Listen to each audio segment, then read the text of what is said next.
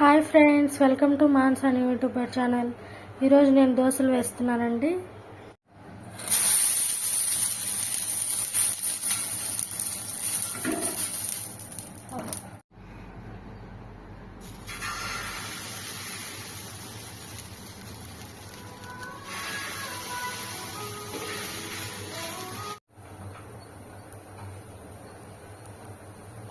నేను పల్లి చట్నీ చేస్తున్నాను.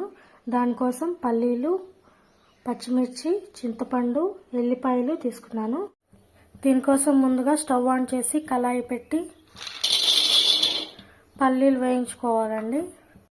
పల్లీలు ఇలా ఫ్రై అయిన తర్వాత దీన్ని ఒక ప్లేట్లోకి తీసుకోవాలండి. ఆ తర్వాత పచ్చిమిర్చి ఫ్రై చేసుకోవాలండి.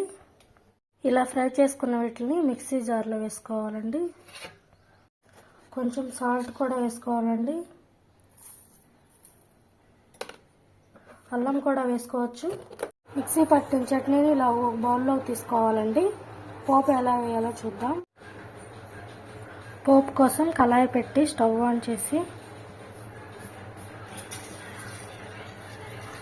తాలింపు గింజలు వేసుకోవాలండి. కరివేపాకు, 2 ఎండుమిరపకాయలు కూడా వేసుకున్నారండి. దీన్ని ఇప్పుడు చట్నీలో కలిపేసుకున్నానండి. పోపుని చట్నీలో వేసుకున్నానండి. చట్నీ చేయడం అయిపోయింది. దోశ పల్లి చట్నీ రెడీ అయింది ఫ్రెండ్స్. మీకు నచ్చిందా? నచ్చితే సబ్స్క్రైబ్ చేసుకోండి.